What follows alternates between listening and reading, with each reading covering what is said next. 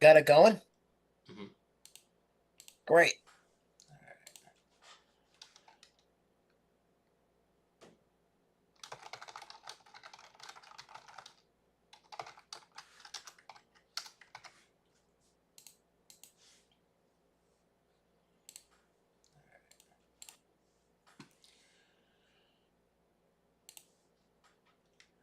Buffalo After Dark is proud to recommend iBarbecue for you. Pre-orders are suggested by calling 716-880-7667. iBarbecue for you, Buffalo's new barbecue destination.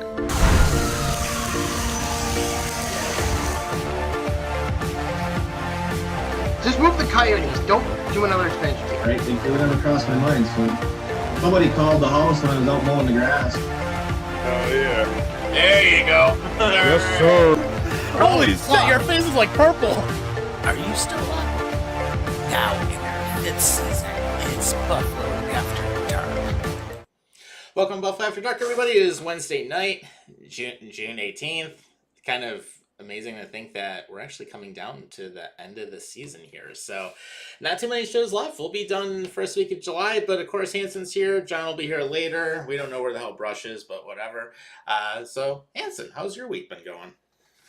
It's been good. Thank you for asking. I actually ended up going to my brother Dean's house in Pennsylvania for the weekend, and it's been like 8 months since I last went there, so it was really nice to see him again. And he's getting married in 3 weeks. Literally, like almost a week after we sign off for the summer. Good stuff, man. Yeah, I was gonna say because I know your brother used to be down by you, and then he ended up moving not that long ago, and all that. So Yeah, he did. He moved out last August, so he's been living in his house for about 8 or 9 months at this point. okay, good stuff, good stuff. Yeah, and then it's kind of interesting to think that I've had my new office space here for almost 8 months now. At this, it'll be 8 months at the beginning of July. So it's all well and good, but things are going well, and of course we got a lot to talk about tonight. So we are on YouTube Live. We're also on Facebook Live. Feel free to drop a comment if you'd like. And of course, if you want to see any of our previous episodes, including last week's where we went for a good 2 hours, definitely go to Spotify and you can download us. But that being said, we're going to jump into hockey because there's a lot of news that actually ended up coming out this week. And obviously, the biggest one is the Stanley Cup Finals are over as Florida got the big win last night. Edmonton ended up starting Stuart Skinner. They tanked. Sam Reinhart had 4 goals, and the Stanley Cup already got damaged after the fun and festivities. But other than that, Florida, there was no way you were stopping them. I mean, they just flat out dominated Edmonton from the opening faceoff, and Edmonton just could not stay out of the box. They just kept getting in their own way. And I was going to say, did you have a chance to take a look at that AI Connor McDavid about how he was talking about how he's like, fuck the Oilers, I'm going to Toronto? He was talking about himself, referring to himself as the McJesus. I did.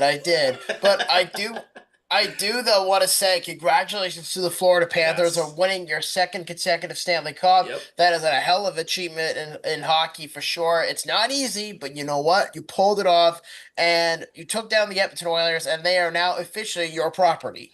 Yes. And how about Corey Perry? How he's been in 5 Stanley Cup finals and lost all 5 of them. I mean, oh my God. Like Oh, how God. could you Bad how luck could you be omen. I was gonna say, how could you be at that stage of your career where you're pretty much ready to win another cup, and then you've made the finals in the last 5 years, from 2020 all the way to now, and you don't do shit, and the team that you play for loses in the Stanley Cup Finals. I mean, it's like almost magical in a sense. You know what? Like it's an omen for sure. Yeah, it really is. And when you think about it, I mean, there were a lot of good things that actually ended up coming out last night when the game came on. I mean, well, one, Sam Reinhart, yeah, good job, Sabres. You ended up trading him, and now he's got 2 cups, so there's that. Yeah. But then at the same time, when you look back at just how Florida was able to dominate everything from start to finish, I mean, there was just no question about it. I mean, looking back at some of the stats, I mean, obviously, with what we had, it was a 5-1 final. I mean, shots on goal, Edmonton had more. I mean, it was 29-25. And sure, I mean, Florida won the faceoff percentage. They ended up only having 2 minutes in the box all night. And Edmonton Yeah. had 12. That's Yeah, one problem right there, because Edmonton had to keep killing penalties, and that's how they got burned. Well, the other thing too is that Edmonton, and I've said it for a while, even going back to last year, I said that if they didn't add any more pieces, there was no chance in hell the Oilers were winning the cup this year. And I just felt that in my heart that they were not going to win it. Like people were saying, "Oh, must be the year McDavid's going to win it all." And I'm sitting there, I'm like, if anybody with a brain that watches hockey absolutely knows that Bettman will not have a Canadian team winning the Stanley Cup. And that's a fact. Right. And yeah, Edmonton went to the finals 2 years in a row. Mhm. But here's a bigger question for everybody else. I mean, Florida, we already know won the Stanley Cup again. The question now becomes, instead of celebrating, oh, is this the mark of a dynasty? The real question is, does Connor McDavid request a trade? That is going to be interesting to find out, because I think at this point, I mean, there's a lot of issues with the Oilers. And I mean, real hockey fans are going to notice that. You have a goaltending issue. Stuart Skinner looked like ass last night, straight up. And it doesn't help that they kept going in the box. It doesn't help that Edmonton ended up losing 5 takeaways. But at the same time, when you don't even score until garbage time in the third period by Vasily Podkolzin, I mean, you got to be dominant up front. You have to do that. And I mean, the way that the scoring went, Sam Reinhart's first goal, unassisted, then Kachuk, then Sam Reinhart again from Barkov and Verhaeghe, then Sam Reinhart basically from Barkov and Verhaeghe a second time and an empty netter. Then same thing for his fourth goal on an empty netter. I mean, Edmonton, what the hell were you doing by letting Sam Reinhart dominate your ass last night? And then it didn't help that their goaltending was brutal, but also defensively, Edmonton was just out of sorts. They did absolutely nothing to try and control the puck possession. No, and you know what too? I also should mention this too, is that Sam Bennett won the Conn Smythe Trophy this year for best, player in the playoffs. And that guy was just absolutely dominant from the beginning of the He playoffs was. all the way to now. And Sam Bennett, whether he stays in Florida or he goes to free agency, there's been so much speculation about him saying that he might get at minimum $10 million. And I'm saying it, I'm like thinking, okay, yeah, that just increases value in free agency because that's coming up in what, 2 weeks? Mhm. And next thing you know, that's our last show of the year is the first day of free agency. And the crazy thing about all this is that, Sam Bennett was really playing his ass off to get paid. But I Yeah. think there's a way that the Panthers could make it work to keep him and Brad Marchand around. But I think there's a realistic chance of keeping Bennett around than it would be to bring back Aaron Ekblad and Brad Marchand. But that's for, the Florida Panthers. They'll figure it out. But as far as, the team as a whole, defensively, they played great. Gustav Forsling was all over Connor McDavid. Mhm. He was all over Leon Draisaitl. That dude was a one-man wrecking crew. Yeah, and he did exactly what he needed to do. Our friend Brad from Kentucky is joining us on the chat and basically said, good old Buffalo Farm team for cup-winning players. I'm like, oh yeah, you're right about that. I feel so bad for you. It's like, how the fuck do you keep producing solid players that you had a chance on not even a decade ago, and then you let them go for cheap, and then it's like Because they're just Adams thriving. is a fucking idiot. that's the one answer. Adams is an idiot. And I would say if the Sabres had any sense in them right this moment, they should have fired him, get him out of there, let Kekalainen run the draft. That's what they should do. Let Kekalainen run the draft and go from there, because a lot of the contracts that Adams did were absolutely stupid. And now with the fact that he's looking at possibly getting rid of JJ Peterka and the fact of possibly getting rid of Bowen Byram, is he smoking bath salts or something? Or does he have like some type of blackmail on Terry Pagula or something? I mean, number one, Peterka is somebody you build around. Byram, he's your second best defenseman other than Dahlin. That's like one of those pieces, those two pieces you have to keep and build around. And he doesn't understand the concept of that. Well, the other thing too that's a problem is JJ Peterka has specifically said recently, and Elliot Freeman actually specified this. He basically said that JJ Peterka wants out of Buffalo and he has no desire to stay in that city. So it's like, okay, so not only do you have a shitty ass culture, you can't even keep your young core happy.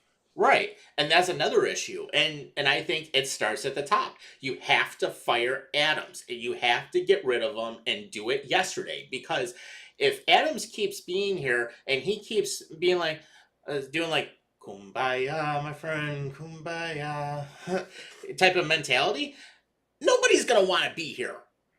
No. I mean, it's been like that for a long time now, and I think at this point, I feel the Sabres deserve better in a sense. They I mean, do.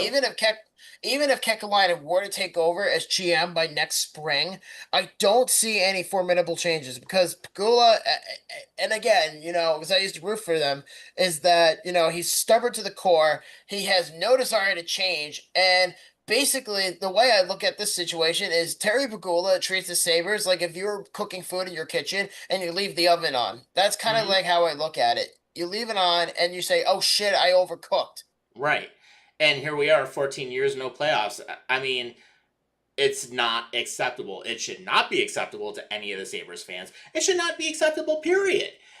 I mean, when we look at how the Bills went 17 years without the playoffs and we finally got the right people in place, and the fact that Terry has leaves his hands off of the team and lets the football people handle the football stuff, that's what should be happening with the Sabres. But no, he's got to meddle in every single thing possible. And basically, you have two failed GMs. You have another one that's absolutely failing right now, but you refuse to do anything. And Adams has been around what, 5 years, and he still hasn't fired him. But yet Botterill got canned earlier than that, and Tim Murray got got canned earlier than that. So it's just absolutely crazy. And then actually, Brad's got an interesting thought here in the chat, and he said, "This might be a conspiracy theory. Is this all a Pagula plot to make the team so horrible, with the play and culture to just sell it off real quick?" Well, see, I disagree with this. I think it's because he claims to be a quote unquote fan, but then yet when he tries to get into everyday operations, I think his intent was, okay, I'm going to go throw all this money out. And I think the biggest mistake that Terry Pagula made when he first bought the team was back in 2011 when he spent all that money on Christian Ehrhoff and Robin Regier and Billy Leno, all those guys. You guys remember this? Yeah, And we had to buy them ever all since out. and all three of them did not work out. And that was supposed to be the free agents that was supposed to get the Sabres back into the playoffs on a deeper run. But instead, it turned them into a dumpster fire. I mean, Ehrhoff got bought out after, 3 years? And then Leno Yeah. got bought out after 3 years. And Regier got traded to the Kings for basically nothing. And it's like, the dude is just outright afraid to spend money because he's afraid to make the same mistake he made 15 years ago. Right. And then when you look at what happened, I mean, Billy Leno, he crashed and burned. Where the hell is he in the league? Ehrhoff, he retired. Yeah, quite literally. They all retired, but at Yeah. that time they were hot commodities. But it's like, the same thing here with the Islanders.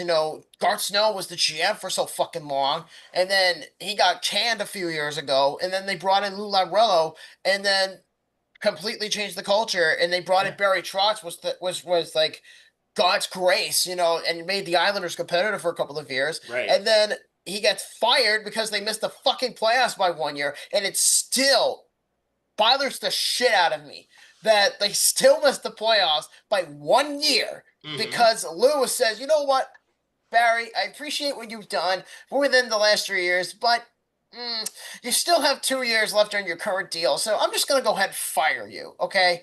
Right. And Right. you replace him with Lane Lambert. Yeah, who crashed and burned.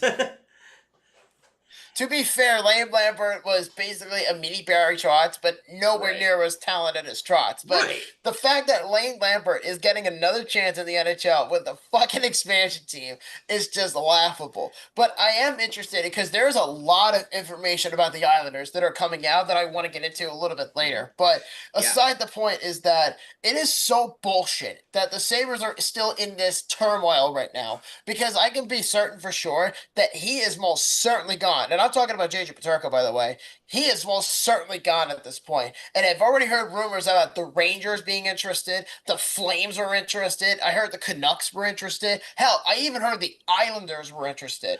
And all I know is if Paterka's gone, number one, Adam should be fired for it anyways. Well, actually, I just want his ass out of here. But at the same time, he better get a good return on it, because if he gets a half-ass return, I mean, this area is gonna want him out yesterday, and this area already hates him to begin with.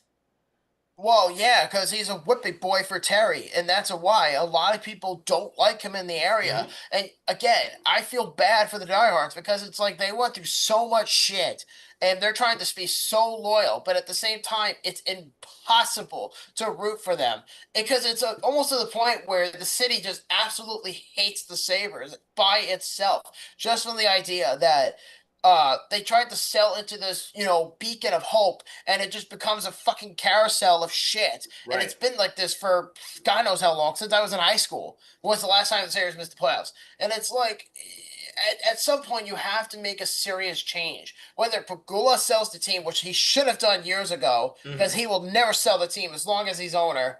And Right. then, what's the other thing I was going to say? If there was an actual buyer in the area, and not named John Riggis or Tom Golisano, I bet you that they would have got a decent owner that would have been willing to spend. But if you remember going back to that infamous press conference, he said the only reason they exist is to win the cup, which is like any team really. But Right. it all became this sense of hype and, all this glimmer of hope because like, oh, hockey heaven turned into hockey hell pretty quickly. Yeah, exactly. And it's been that way. And then Brett also mentioned too, and he's basically milking the championship team and the high of the Bills doing great. Well, yeah, that's exactly what's going on. I mean, and now you got to think about it. Josh Allen's going into what, season 8 that he's been in the league? So, I mean, we'll talk about the Bills a little bit later because, I mean, there are some different things in football that we're going to get into. But at the same time, it's a total, like, bipolar setup. The ownership, hands off on the Bills. They let the football guys handle the football stuff. All is good. Hands on with the Sabres, wants to be involved in every single little thing. And everything hits the fan. It doesn't make any sense. Right. It's like, here's what I would do. And this is what we've said so many times on this show and over the last 5 years that we've been on. Hire a president of hockey operations. Hire a competent GM. Hire a competent coaching staff. And then make sure you draft well and you draft for the AHL, you draft for the NHL, and you don't rush players. It's that simple. It's that simple. And you work with the cap. And you don't just spend to the cap floor. You got to sometimes spend to the cap ceiling. And yes, you got to make some adjustments here and there. But don't be cheap asses like some of these other teams and expect that the fans are going to like it. Because guess what? The fans pay to see this team. They want to see a good product. We're not getting a good product. And that's one of the things, when I talked to the front office last week, and they asked if I had any interest in buying season tickets, I said no. Not until this product gets fixed. I mean, personally, I don't blame you for that at all. It's and I was straight up honest with them. And you want to know how my conversation went? I said the only good thing with the Sabres this season was the new scoreboard he put in the arena. Other than that, everything else sucks. Yeah, and you know what's really interesting? I was listening to an interview, I think it was 3 days ago, and it was revolved around Tage Thompson. You may have seen it, where Tage Thompson, I think, was on a independent podcast like this or whatever. Mm-hmm. I don't know who he was talking to, but Tage Thompson was on that podcast, and he specifically said that the Sabres, the way the team is run right now, he said, quote, it's very frustrating that we're in this situation and, we want to get better. Which is translation for get me the fuck out of here. Yeah. Because I have a feeling that his name will come up in the trade deadline or even in the offseason. Because there's still no word yet about whether the Sabres are willing to trade him. Because it's like, here's what I don't understand. You're willing to trade JJ Peterka. You're willing to trade Bowen Byram. But you're not willing to trade your prized possession, Matthias fucking Samuelsson, who gets paid $7.5 million to do nothing. Yeah, and he sits out 3/4 of the year, every year. Like, it's embarrassing in its own right, honestly. I know. It's nuts. And here's the thing. I mean, when he was on there, I mean, he talked about several different things. I mean, he talked about how he got laid out by Stefan Noesen from New Jersey, so he talked about that. Then he ended up talking about not even remembering what happened with it. He also ended up talking about how the club canceled scheduled practices to address the situation after. And apparently, there was some chatter after that specific incident that changes to the leadership group or alternate captaincies were being considered due to no response. So basically, your team's not backing each other. That's one problem. And then on top of it, your ownership doesn't give a crap, and they're not giving you the tools to actually move forward.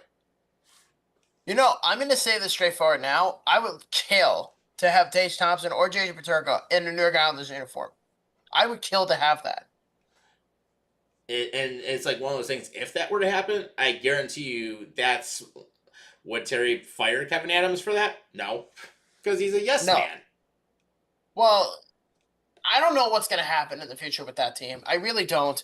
But as far as I'm concerned, you know, the Sabres have their own shit they got to figure out. Because what, you're picking ninth next week? Yeah. Yeah, that's going to be really tough on Buffalo's end. Because it's, for one, you're almost banking on a farm system to kind of get you over that hump. And listen, I think that most teams, like, look at the Toronto Maple Leafs. They make the playoffs every year, but they always find a way to choke out in the first or second round. Right. Sabres fans would kill just to be knocked out in the first round. I would love to at least get to the first round. I would love that right now. I would absolutely love to have that. But we're not there. And the problem is that we're either rushing guys or we're not putting the right people in there. And then here's the other thing. Why Lindy Ruff had to keep the previous assistant coaches is beyond me. He should have fired their ass day one once he was put into the head coaching spot. Matt Ellis doesn't deserve to be here. These assistant coaches do not deserve to be here. Yeah, I mean, look at the Islanders. I mean, they fired John McClain and Tommy Eberle a couple of weeks ago. Both of them are out, and then they replaced them with Bob Buckner and Ray Bennett, two guys that would have experience as coaches, because Matthew Darch told Patrick Roy, listen, I'm going to go fire these coaches. You can go pick out whoever you want. And that's exactly what Patrick Roy did, is that he picked guys that he either previously worked with or could actually help him within his system. I mean, it's very possible. The Sabres don't even want to do that. Like, the Sabres are in their own right in just abysmal fucking situation where they're so stubborn and they're so cheap that they're not willing to spend money to not only help Tage Thompson or Rasmus Dahlin. Hell, I'll even throw this out there. I even heard that Owen Power was available for trade. Now, him I wouldn't mind seeing go because he hasn't done anything ever since he came up here, which I actually think we rushed him way too much because he should have been playing for the Amherst, but that's a totally different story. But when you look at the coaching staff, I mean, here's what you have. You have Seth Eppert as the assistant coach who was brought up from Rochester because he did well. Okay, I get that move up. That's one thing. But when you have Mike Bales, Matt fucking Ellis, and Marty Wilford, why? Oh, God. It's like a revolving drum.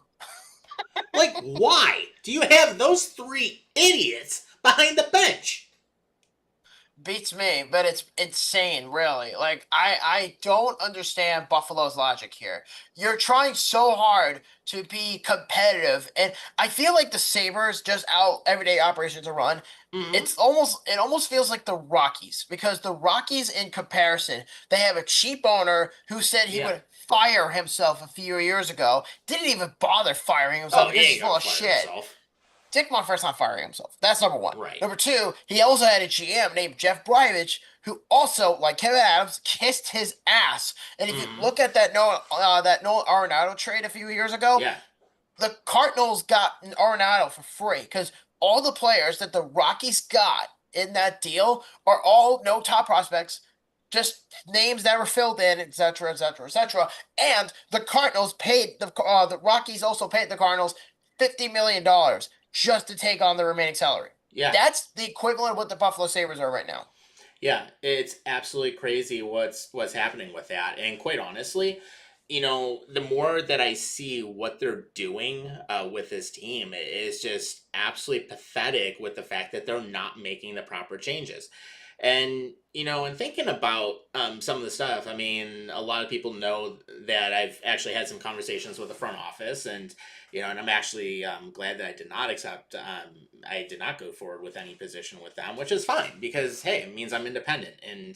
And I look at it that way, and I'm going to say things the way it is. I mean, I'm not going to be kissing butt for the team. I'm just not. I mean, these are real issues that the fans are seeing. These are real issues that need to be addressed. And right now, ownership is not addressing these, especially when you have three dumb-ass coaches that should not even be in the assistant role whatsoever. And they decide, oh, we're just going to keep them. No. What should have happened is Kevin Adams should have told Lindy Ruff, I am giving you the authority. I will fire these assistants. Go get who you want. That's what it should have been from day one. Did that happen? No. That's what should have happened. Exactly. But the problem is Kevin Adams is too worried about his own hairline than he is about running this team. And the fact that he's even GM is unacceptable. Well, yeah, it should have never happened to begin with. It's unacceptable. And the fact that he's still there because Pagula is an incompetent owner who has no idea what he's doing. And yeah, I also think, going back to 2011, that dude is full of shit because I firmly believe that he really is not a hockey fan. He acts like one, but yeah, he's always sad. He's always angry. He's always miserable. Whenever Bill season's over, he has no choice but to watch this bullshit that he slept in it. You know what I mean? Right. He made that mess. Now he has to marinate in it. Well, he created it. It's simple. It's like pull your head out of your ass and do something about it. It's that simple. Put the effort in. Get the right people in. Stop acting like you know every single solution because obviously he doesn't. And then go from there. I mean, hell, even if Jarmo Kekalainen were not to be GM, I would want Karamanos as GM. He's still listed as an AGM for the team. He should be in that role. If not, Kekalainen should be the GM. Adams should be nowhere near this team. And quite honestly, I do like the fact that the player development, Adam Mayer is actually in that role, which is actually a lot better than Kevin Adams being in that role. So at least that part they got right. But then when you look at some of the scouts that they have, I'm like, the only good scout I can think of right off the bat, Craig Anderson and Anders Forsberg. That's not saying a lot. That's not exactly. It's not saying a lot at all. I mean, except for Anderson and Forsberg, I would get rid of the rest of the scouting staff too, because obviously they're not doing their jobs. No, they're not. But there is a lot of smoke and mirrors that are coming out now that the season is officially over. Obviously, I already mentioned the rumor about JJ Peterka potentially going to the Calgary Flames. There actually is something brewing between the New York Islanders and the trade mill. I don't know if you've been hearing this a lot lately, but have you heard anything about it? Was it Troy Terry being available for trade? Well, yeah, Troy Terry is available from the Anaheim Ducks. He's available for trade. And no, that's not what I was going to say. Well, Troy Terry, his contract's doable, but he's only in the third year of a 7-year contract. But no, what I was going to say is that the Islanders have been heavily involved in trade rumors with the Boston Bruins as of late. And Cal Clutterbuck, I think, was talking to the to the Big Apple podcast or something like that on Twitter. Mm-hmm. He goes on an interview with them today, and there's a campaign on Long Island right now. It's called #Shagans, which is an abbreviation for Matthew Schaefer and James Hagans. And the reason I'm bringing this up is because as of late, there's been rumors that the New York Islanders are going to be dumping salary going into the draft. And the main consolation as of right now is teams are so thirsty for a number 2 center. And JG Pageau's name has been kicked around lately. And the rumor is that the New York Islanders and the Boston Bruins are in deep discussions as we speak right now about potentially trading JG Pageau and Noah Dobson to the Boston Bruins for the 7th overall pick. Oh boy. Now, if that happens, it's going to get very interesting in your neck of the woods. Well, here's where things get interesting. So let's say, for the sake of argument, that the Islanders achieve their goal and they get the 7th overall pick. Now take that 7th overall pick, give it to either the Utah Mammoth or the Chicago Blackhawks. Because now this is where things get interesting. You keep Alex Romanoff because I have said I'd rather keep Romanoff than Dobson. I'm Right. fine with Dobson being traded. He has his flaws, just like every defenseman in the NHL. However, I think if Dobson were to go to a team like the Bruins, because they have been in desperate need of a left-handed shooter since Brandon Carlo left, and bringing him in, I think, would really help the Bruins out. However, does it cost a first-round pick? We'll find out. But let's say the Islanders do get the pick. They could then trade that pick to either to Utah or Chicago and use one of those slots to take James Higgins, because I mentioned it a few weeks ago that he's from Hotbach, he's from Long Island, and he would sell jerseys, he would sell tickets, he would do everything in their power to get him. So, and that's including the idea of keeping the first overall pick. They'll keep the first overall pick, and then somewhere in the top 5, if they achieve their goal with Boston, get the pick, and then move up into the top 5 and take James Higgins. Right. And that part will be interesting to see how it ultimately works out. But another possible situation that's coming up is with Jonathan Tames, because apparently there are some potential landing spots that he may be looking at to try and rebuild his career. And there's actually a couple of options that he might have, but I know one of them that was out there was Winnipeg. And then there's also a couple others that may be a possible fit, such as Anaheim or Montreal.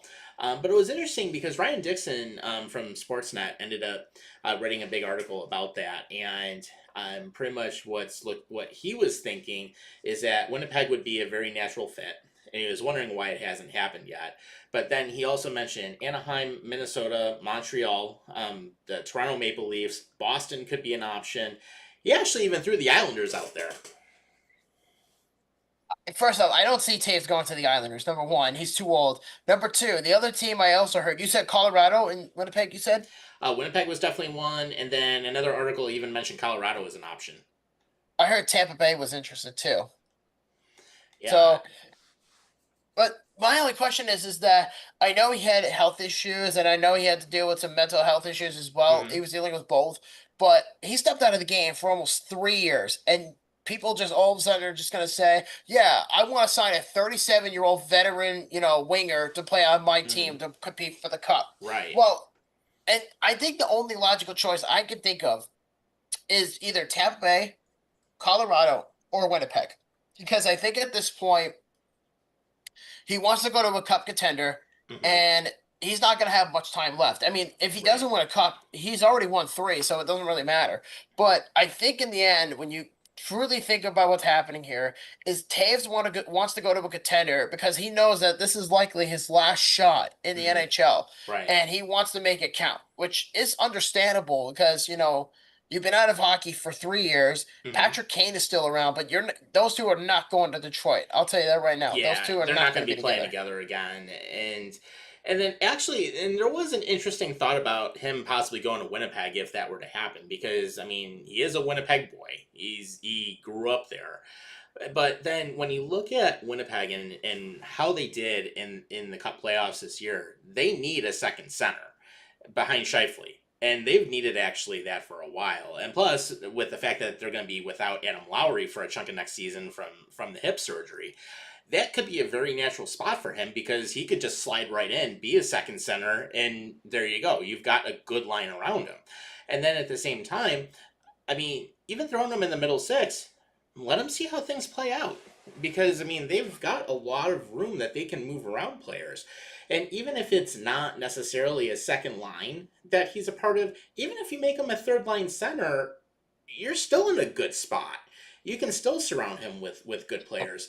And even with that, even if you get, let's say, 10 to 20 goals out of him, or maybe like around, let's just say between 40 to 60 points, you're fine. That's not a bad deal for something short term. It's not, but the issue is that we don't truly know because the Jets, to me, are the most two-faced team in the NHL. 1 year they're really bad. 1 year they're cup contenders. 1 year Connor Hellebuck not only wins the Vezina but wins the Hart Trophy, and then another year he's one of the worst goalies in the league. There's no consistency with the Winnipeg Jets. So I feel like if he wants to be on a certified cup contender, he goes to Tampa Bay or he goes to Colorado. That's Mhm. my two options for Jonathan Taves. But I don't think he minds going back to Winnipeg because of the fact that he's from there. Right. And anything could really happen with that. But to your point with Colorado, I think that's also a very natural fit. And quite honestly, Colorado I think is better built than Winnipeg right now. Oh yeah, definitely. Colorado. I think the problem with Colorado is they got knocked out way too early. They Oh, got yeah. knocked out They got way too smoked. early just because of that stupid system that Bettman has been so stubborn of keeping for so long. You know, the formula from Major League Baseball, it's like ridiculous. Oh, and speaking of baseball, when we get to that, we have a lot to say. And it's actually going to be probably one of my bigger rants in a while. Yeah. So Yeah, it's going to be an interesting topic when we bring that up, but we'll get through the last of the hockey stuff too because we don't have a whole ton left on that.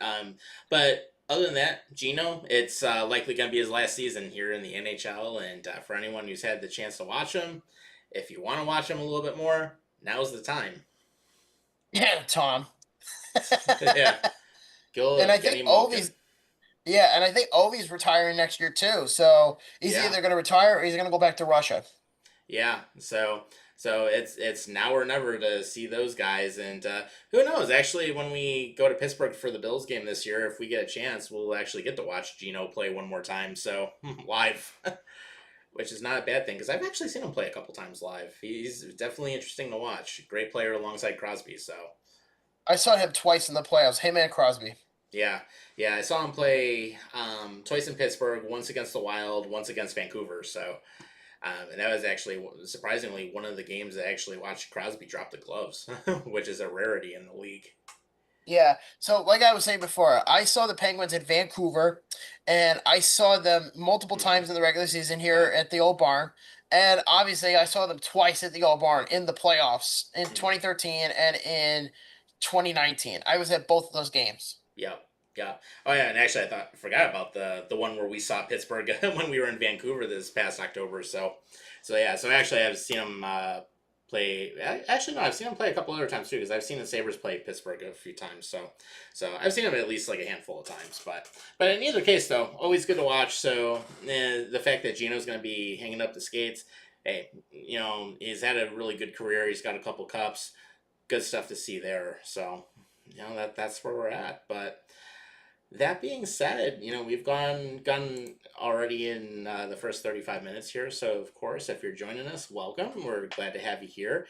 And glad to see a bunch of people watching on YouTube and also on our Facebook page. If you want to take a look at our previous episodes, go to Spotify. You can download them. And actually, if you've never had a chance to take a look at our Derek Plant interview, that's a fun one to watch. So he was absolutely hilarious, and hopefully we can get him back on at some point in the future. But let's jump in to, let's see. You know what? Let's jump into baseball, because I know you want to get that rant out of the way. So if anyone hasn't been watching anything within Major League Baseball this week, the Giants and the Boston Red Sox made a lot of noise, and good old Rafael Devers got traded to the Giants, and then it led to the doxing of the Red Sox ownership. And all I can say is the Red Sox, you got screwed on this trade. You got beyond screwed on this trade to the point where it sets you back probably a good 5 years.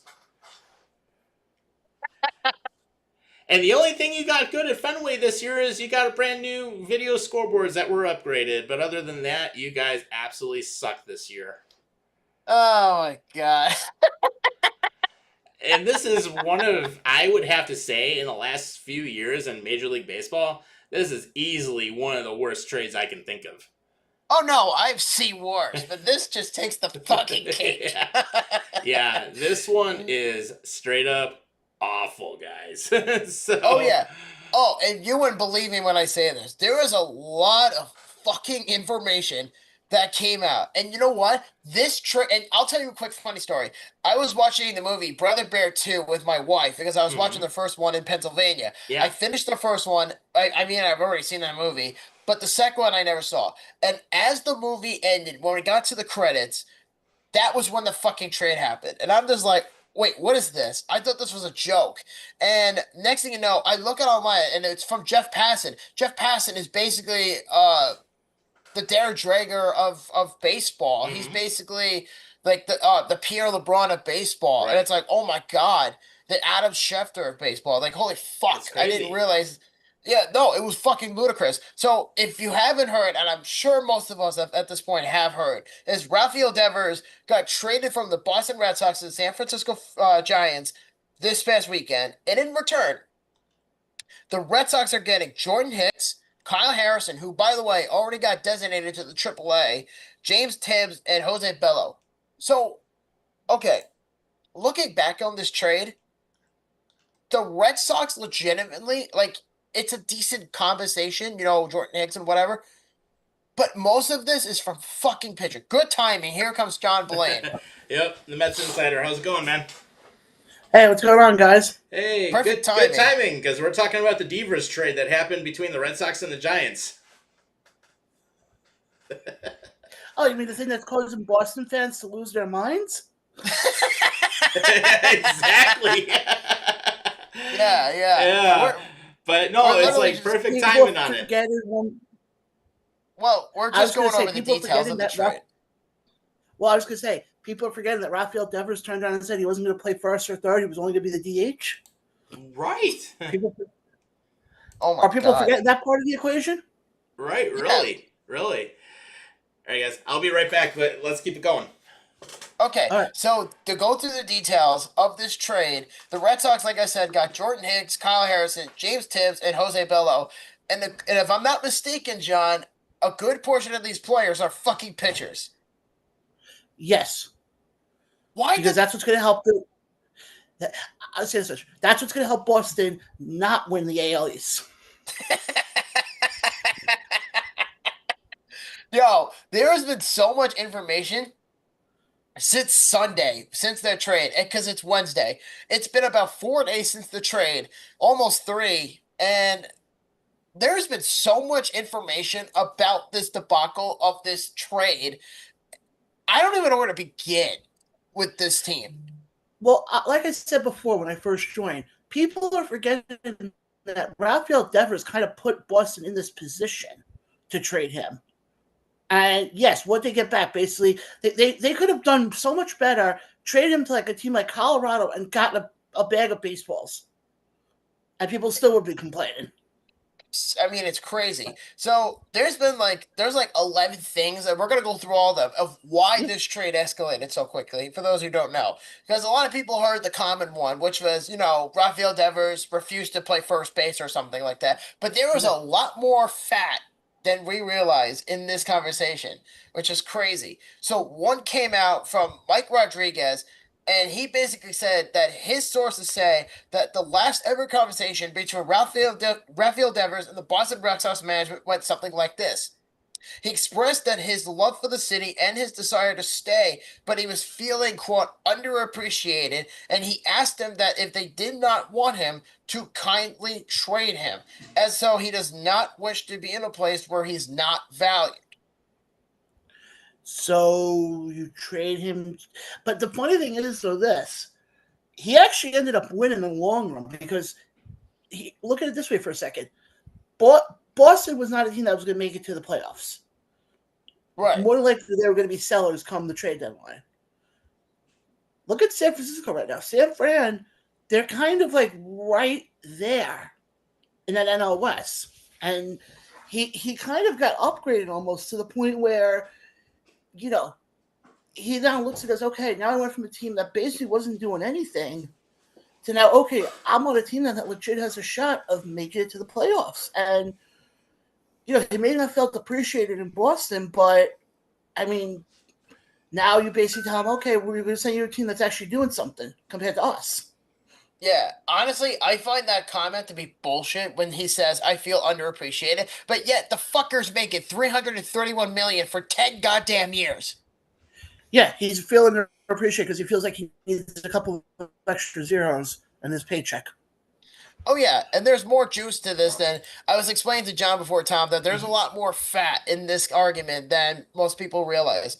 And one of the things that came out as well, and this is from MLB Scoops, so you can take this one with a grain of salt. And he basically said that Devers was, quote, upset once he heard that the Red Sox called up Christian Campbell, who was trying to learn first base to help the team out. Not a bad idea in general. Sure. But here's the twist. He believed that the Red Sox made their bed and they should sleep in it, end quote. And the Red Sox had enough and didn't want to mentor their youth. Oh God. Oh my God. And people said Why? the Buffalo Sabres were bad? Jesus Christ. This is the Boston Red Sox. Like, Yeah, fucking really. Christ, dude. That's just as bad, if not worse. Oh yeah, and it gets better. It gets better. So not only that came out, but the Red Sox also said the team's feeling was that $313.5 million contract comes with responsibilities to do what is right for the team, and that Devers did not live up for those responsibilities, and they had enough, and they traded him. Oh God. So, I mean, they made him like mentoring a part of the contract. Basically. Like, Yeah, but Jesus- it's funny. Bob, not to cut you off for a second, but I don't blame Boston for what they did then. They added certain stipulations into the contract. He didn't live up to it. They traded him. I mean, you look at the average Joe, any of us or anybody who's listening. If we're told at work, "Oh, you got to do this, you got to do this," and you don't do that, bye bye. There's the door. So I lose right. He has nothing to complain about. I mean, It's a good point. I mean 300. Our Sorry, go regular ahead, Tom. jobs. I mean, there are certain things we have to do, whether we like them or not. So, But this is Yeah. the part I don't understand. Devers is having a career year. If you look at his stats from the last couple of years, he's been great for the Red Sox, and he's probably their best player. He was a big key contributor to that 2018 World Series team beating the Dodgers. He was a big part of that, and Mookie Betts was on that team, by the way, because I actually have a comment about this. So it's funny because the Red Sox, Devers was like, what, 21 when he got there, and now he's 28 years old, and all of a sudden now he gets fucking traded because he said, well, I got paid and I don't feel appreciated. yeah, I mean, that's a long time to figure that out. And the problem is also this: he's 28 years old. He still hasn't gotten even hit his prime yet. You tend to not hit your prime in baseball till at least you're in your 30s. So, did Boston kind of screw themselves here by trading somebody who, in 5 to 6 years from now, we could be talking about as being, a big component? I mean, it's a wait and see game, unfortunately. I mean, in a way, that's how it's supposed to be, right? You're supposed to get paid all this money and you don't do shit with it. I mean, yeah, the Red Sox are not good, but it wasn't entirely all his fault. I mean, he did what he could, but the Boston Red Sox management, since they won the World Series a few years ago, has just completely screwed that team over. That doesn't shock me. Again, you were talking about the same Boston area where the football team there, won't mention what football team, Patriots, cheated half dozen times. Oh yeah. Doesn't shock me. Yeah, and then it gets even better too because there's a lot more juicy information about Devers than we mostly realize, and I actually still have a few more things I want to read. Sure. And one of the beefs that apparently allegedly happened was David Ortiz. Yeah, David Ortiz got involved in this mess for somehow. I mean, Big God. Papi of all people. So basically, David Ortiz said about Rafael Devers, he basically said communication issues helped ruin his relationship with the Red Sox. And he said, quote, "You can't imagine how many times I wrote to Rafael trying to convince him and to give him some advice, but unfortunately he has communication problems, and he almost never returned my messages," according to Big Papi and then to Hector Gomez. He said, "But I don't blame him. He's a good guy, but he definitely needs to improve his communication." So basically, he thinks he's better than everybody else, but yet at the same time, with Big Papi, who did a lot of good things for that team and who knows what he's talking about, apparently Rafael didn't want to take any advice. He's just like, "Oh, my way or no way." Good job. I'm gonna say that. I'm gonna say this right now. Rafael Devers. The more I hear about him, it sounds more and more like the entitled generation Oh yeah, don't get me kids started on that. who feel like they know everything and they won't listen to criticism. Right. I mean that. yeah, But a lot I'm of the sorry, sounds like. you're gonna sit there. But I'm sorry, you're gonna sit there and you have somebody like David Ortiz and Tom. You alluded to it before. How much that guy did. I mean, he became one of the big parts of that. Not even that team, Yeah. that city, right after the Boston bombing happened. Yeah, and he helped them win a World Series. Yeah, and you're gonna turn around and say, "I don't want to listen to you." That's like saying, "Okay, you're about to get free advice from like Derek Jeter, but no, I'm good. I don't want to get advice from him. Give me a break." Yeah, that's just straight up stupid. I mean, when you have someone that wants to actually help you and wants to, help make you a better player, of course you listen to them. They've been around the block. They've done it. I mean, Ortiz did all of that. He helped yeah. that team be significantly better. Hell, even Tim Wakefield, may he rest in peace, even he did a lot of things to help that Boston Red Sox team. And there were times he took advice from others. That's what good players do. They're not afraid to listen and they're not afraid to take advice when it's needed. So the fact that Rafael Devers decided, oh, well, it's my way and I don't care what anyone else says. I'm like, dude, grow a sack and listen to somebody, because the thing is, you got to understand you don't have all the answers. I don't have all the answers in what I do, and none of us have the answers in what we do. It is what it is. And there are times I will absolutely listen to others and learn from others, and then you use it and apply it. And that's what good people do for growth. Yeah, from a mental standpoint. But no, you thought it was just Big Poppy in this issue? Oh no, fuck that. Rafael Devers did more than just that. He became a total cancer. So basically, according to June Lee from Yahoo Sports, he said inside the clubhouse, players watched as the coaching staff publicly flagged Roman Anthony's, yes, that's the Red Sox best prospect, Anthony's defensive fundamentals as a slight to the front office. They saw teammates ask to switch positions on the fly, which is usually normal in baseball to begin with. They witnessed Alex Cora trying to win games while benching the team's top prospects.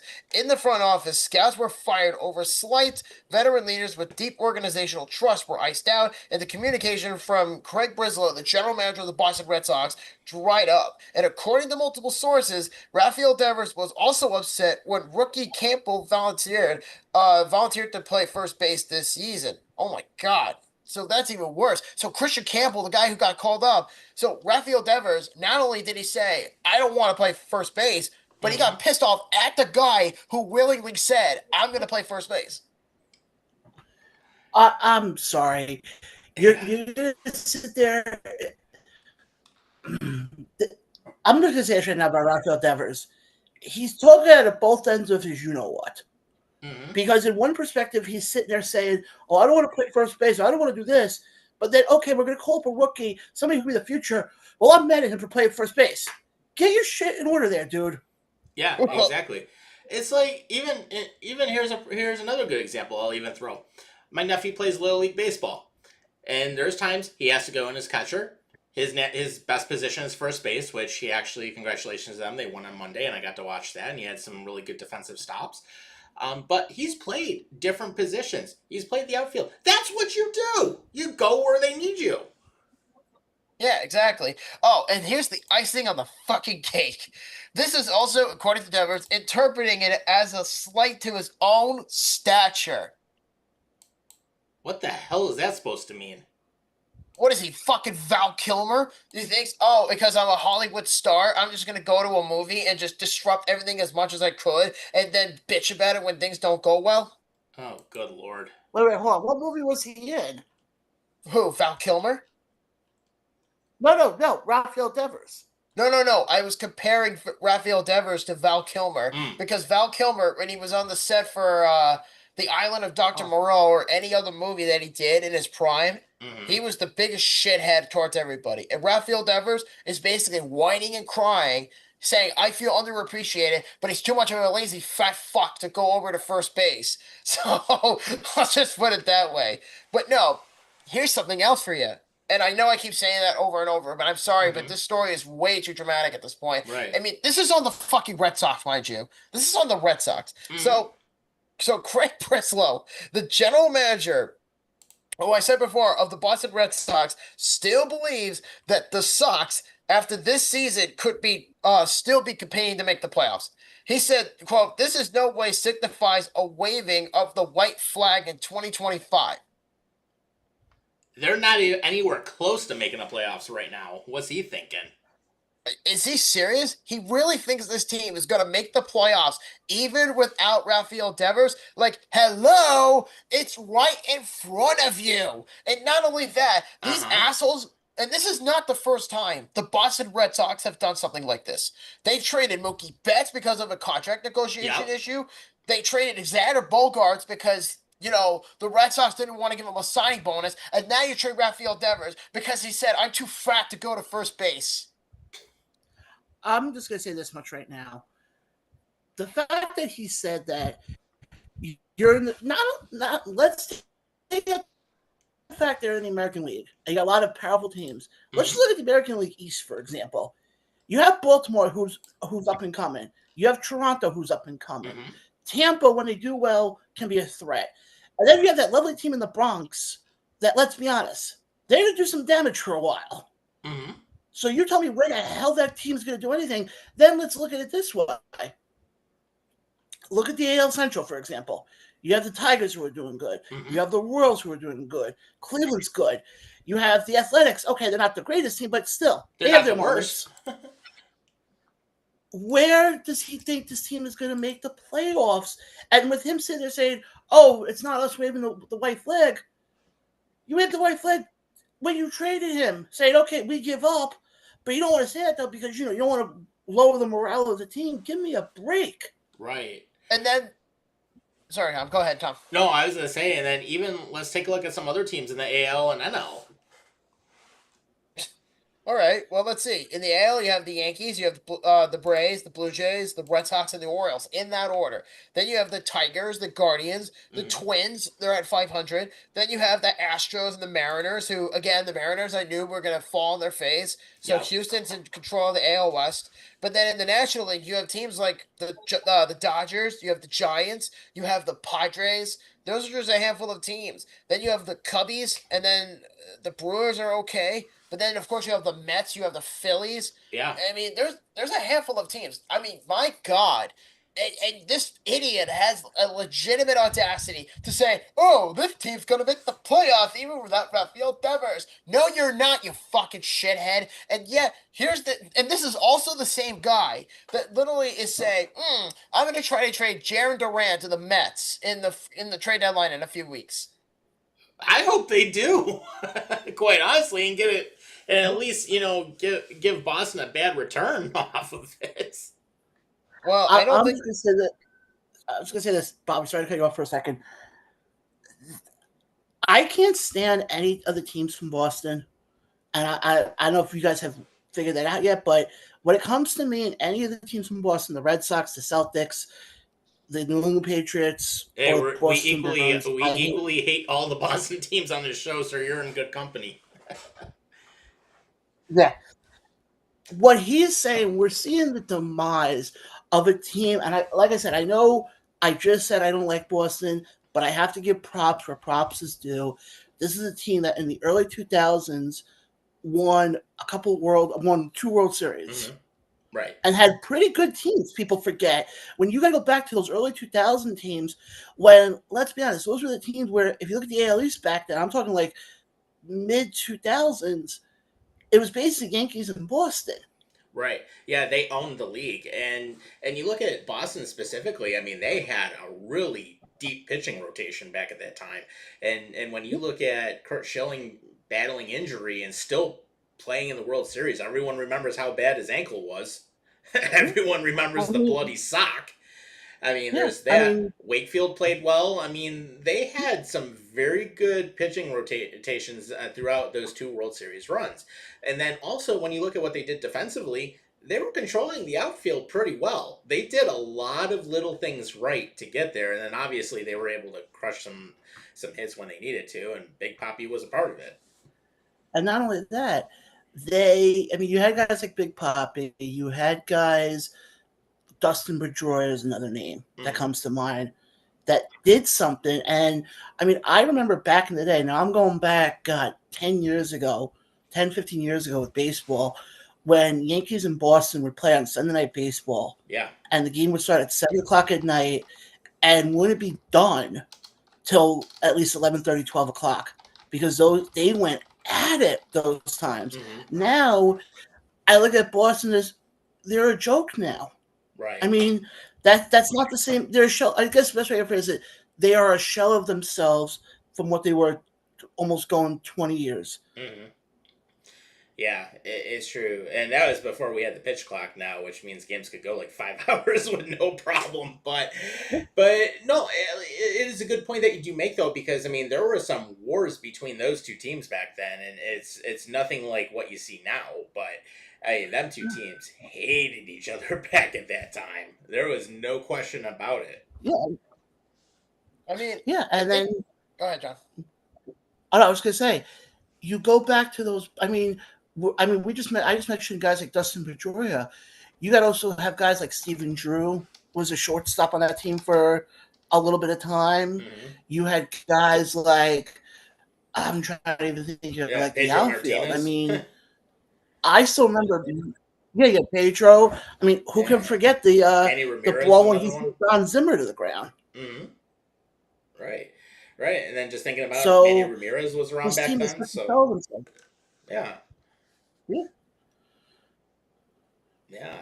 There was some. There was a heated rivalry back then. It still is now, but it's not like it was then.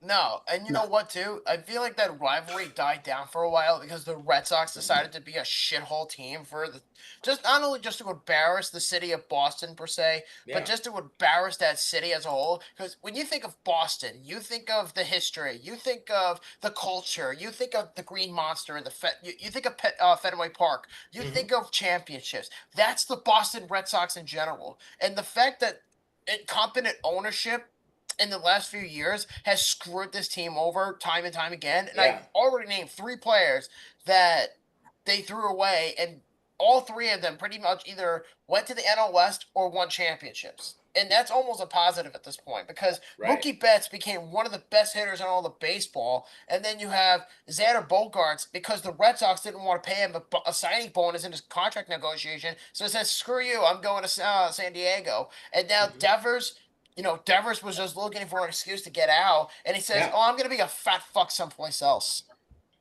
Yeah, it's nuts, like what they've done with that team, and quite honestly, I mean, why they're taking that approach now versus what was actually working for them, it's absolutely pathetic. So it's one of those things. I just don't see them doing a lot to get further next season. It's just I don't think it's going to happen at this point. No. No, I agree. I mean, just one more name to mention that we're forgetting. Bobby, you were saying before about guys who got traded because of contract issues.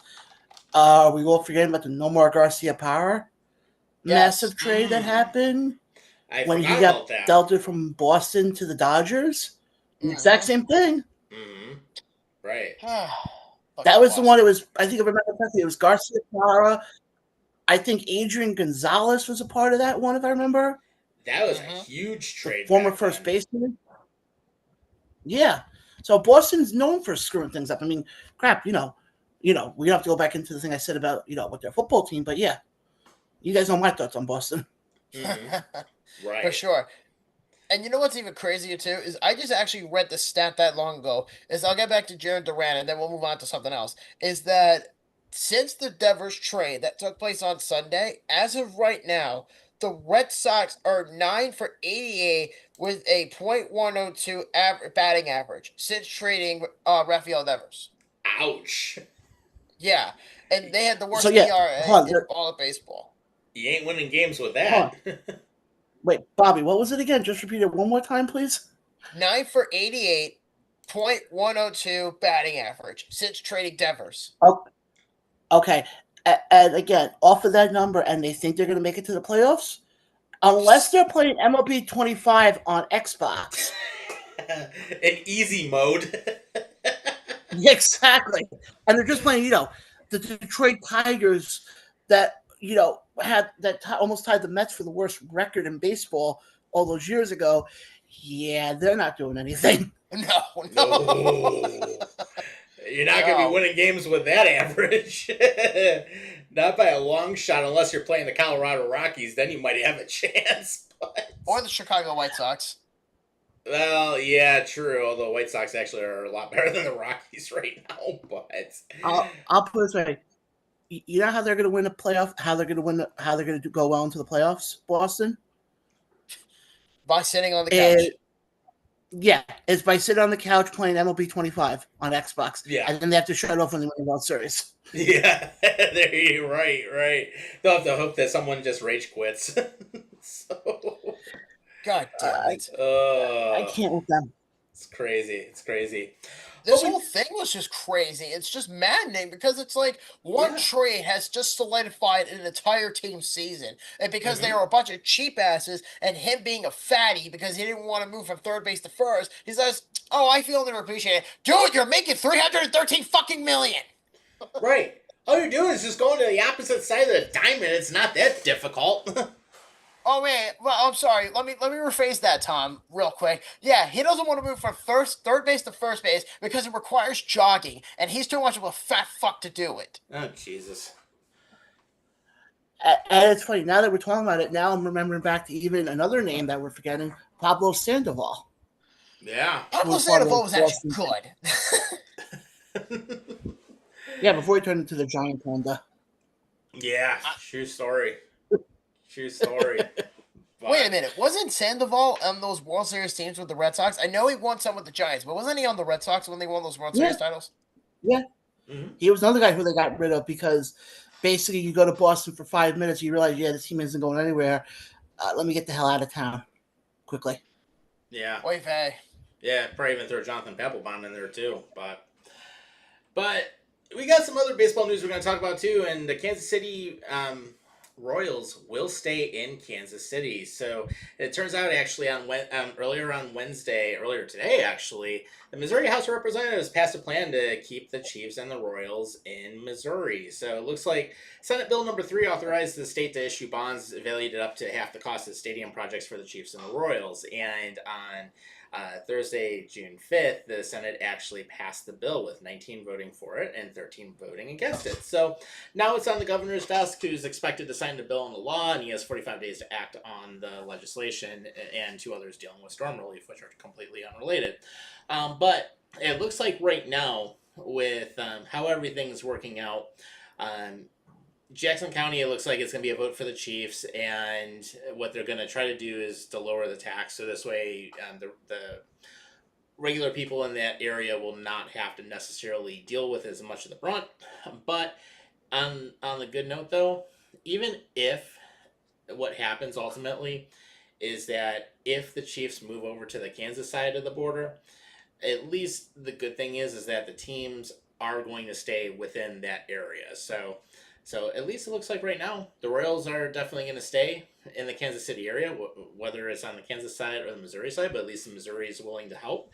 And the Chiefs, of course, are going to stay as well. So that's not a bad thing. And the two of us have been there. We've been to Arrowhead. We've seen the outside of the Royal Stadium before. And it's not a bad thing. They've got some good fans there, so they deserve to have their teams. Certainly. I was going to say, the Royals are a team that I think they're kind of like a hit and miss type of team, unfortunately.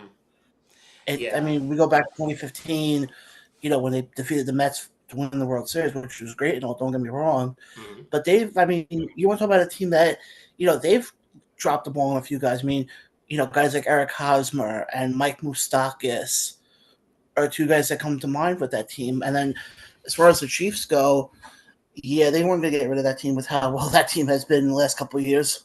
Mm-hmm. Yeah. Right.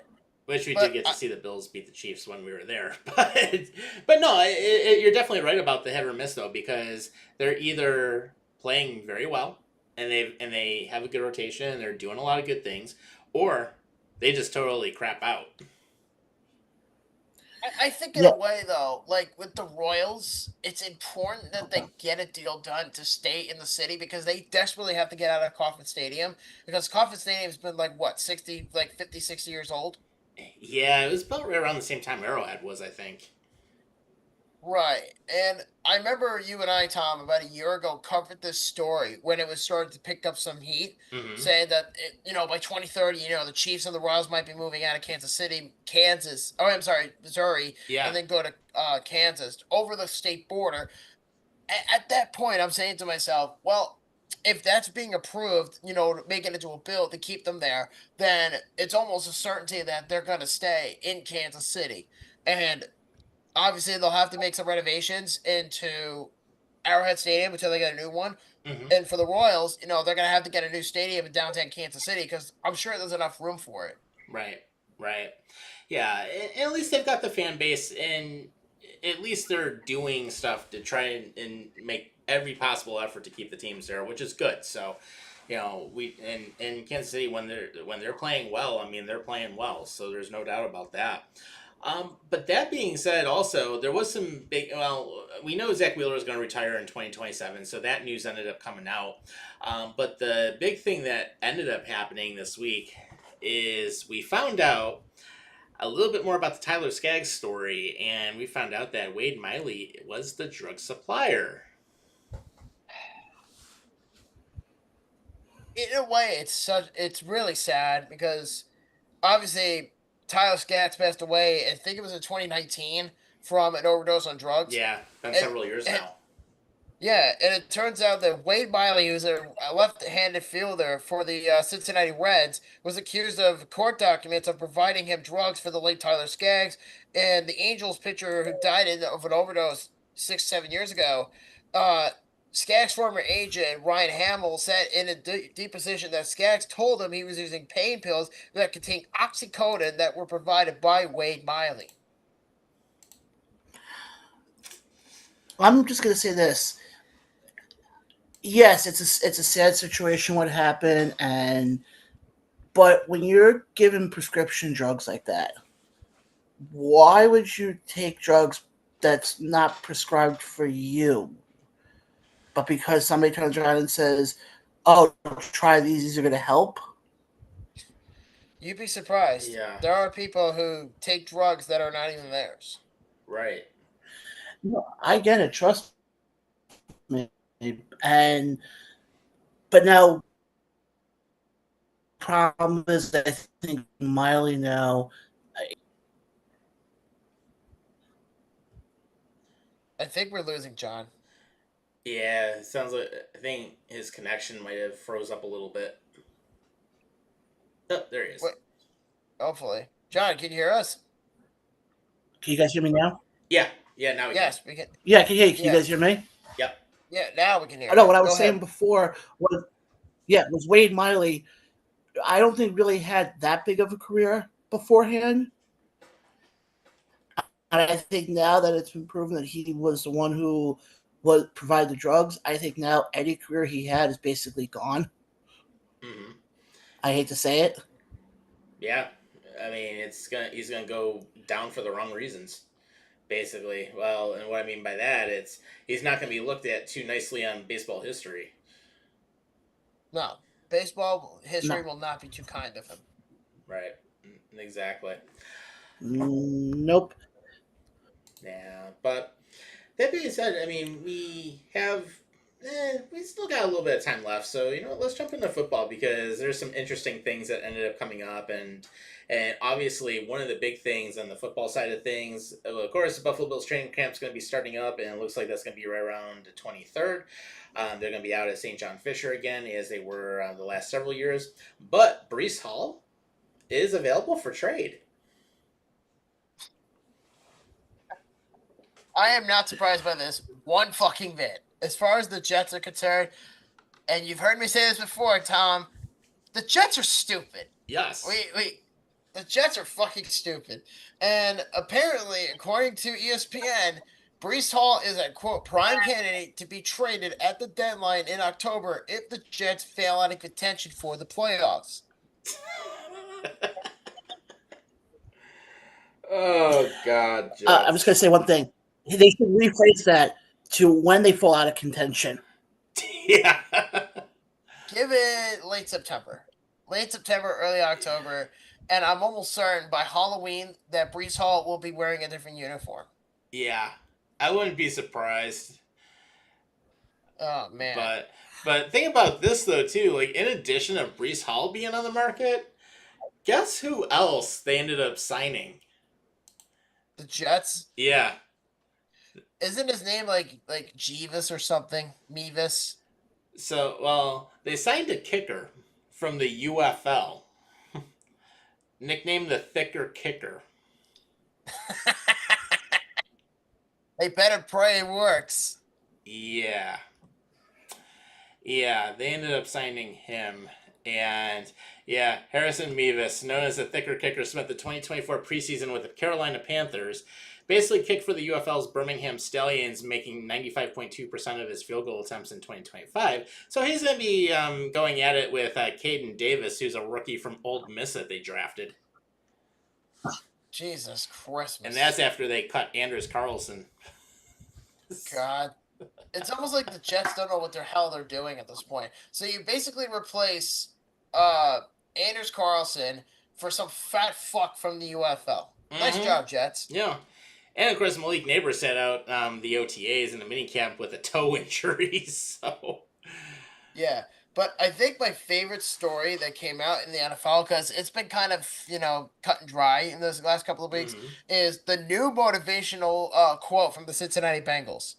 Okay. Fat.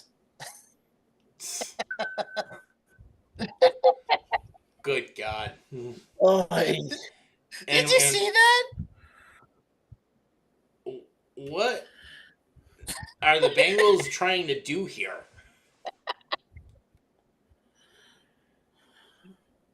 This is comedy. So the word fat on their wall is a Bengal is fat. They said it's physical, hungry, accountable teammate who will give their all to get the job done. Oh my God.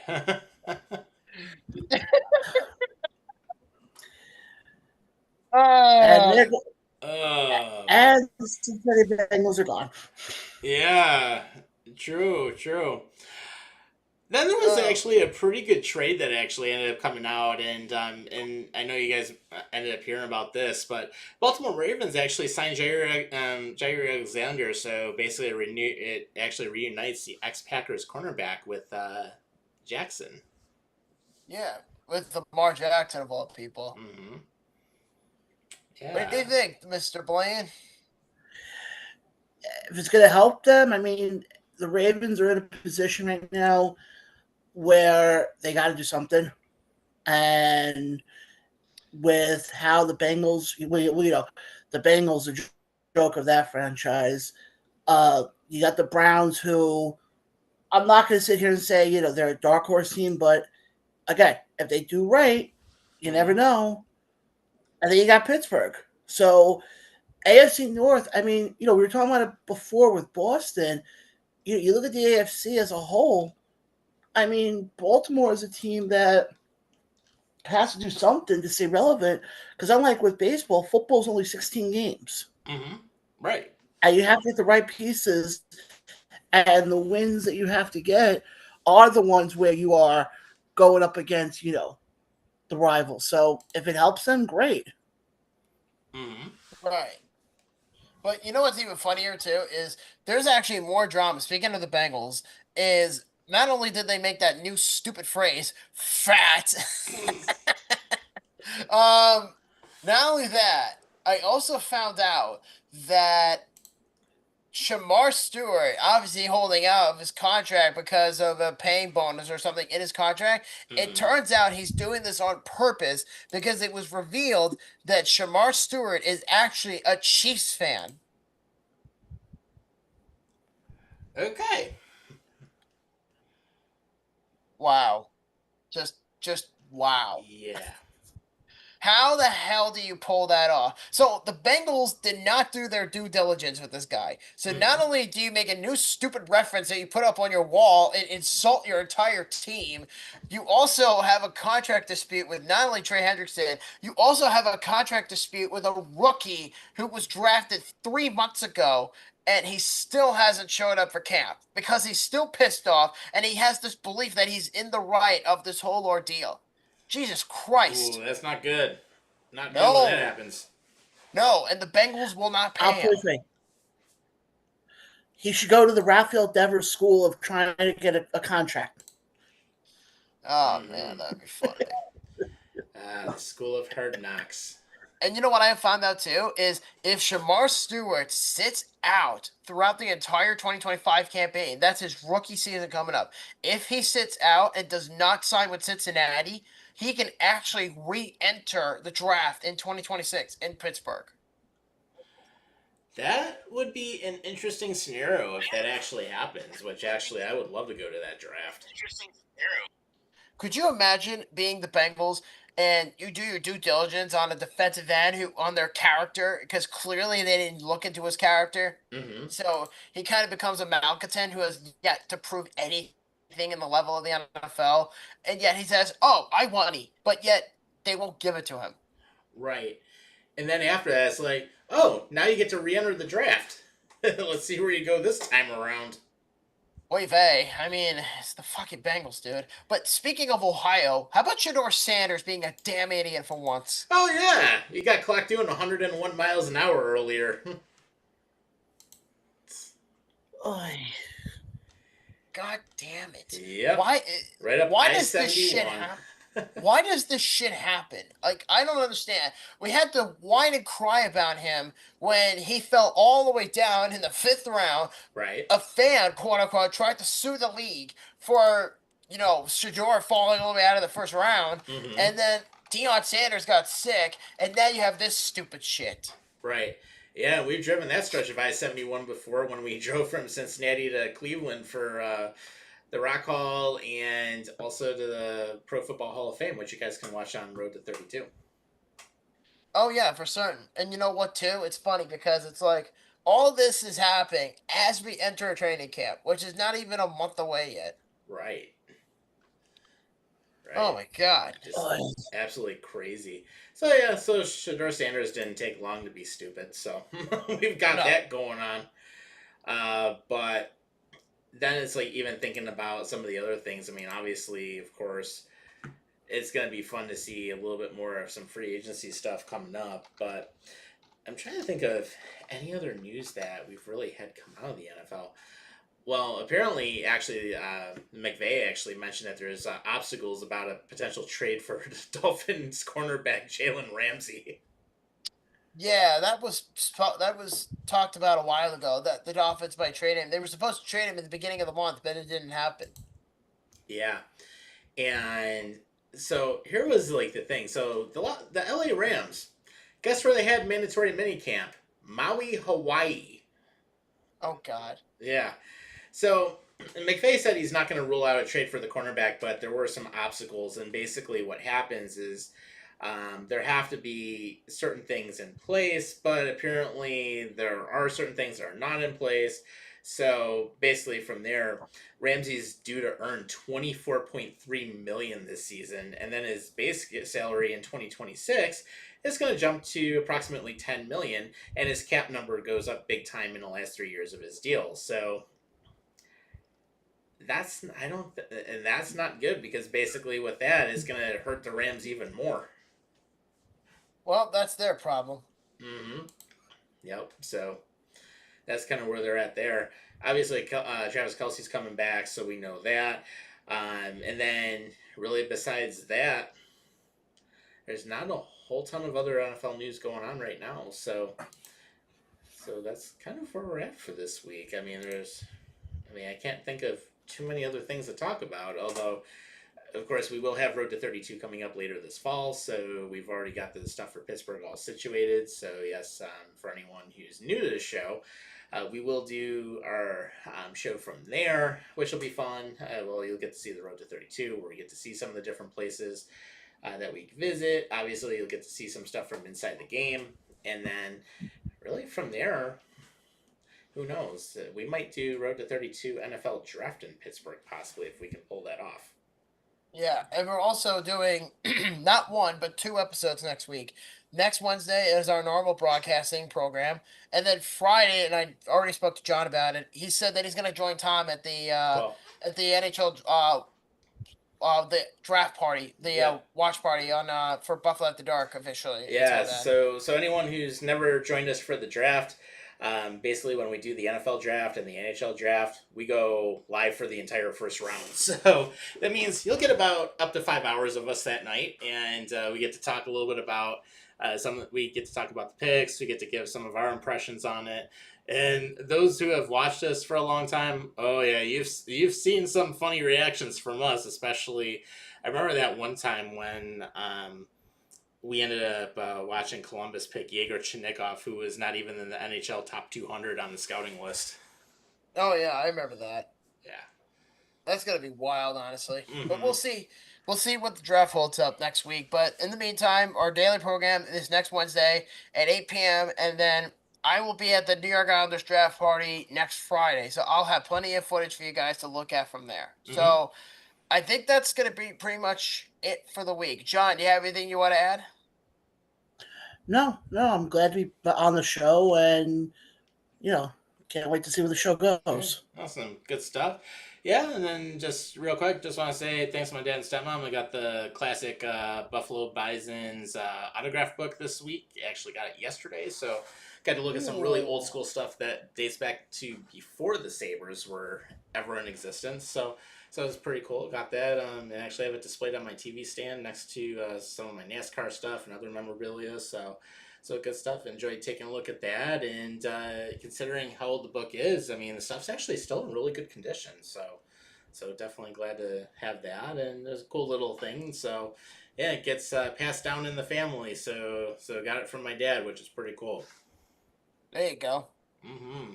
Yep. So, and then otherwise, yeah, not much else going on. Just same stuff, and then of course that Holiday Touchdown Bill's Love Story finished up filming late last week, so that should be coming out in November, from what I understand, and it'll be interesting to watch and see if I can be spotted in the extras in the crowd. I'm totally looking forward to that. So yeah, John, to give you an idea, he was at an extra role part for the Holiday Touchdown, A Bill's Love Story, which is a movie produced by Hallmark. Yeah. He played in as an extra in the movie, so he'll find out November if he got the spot or not. Yeah, if I can be spotted in the crowd, hey, great.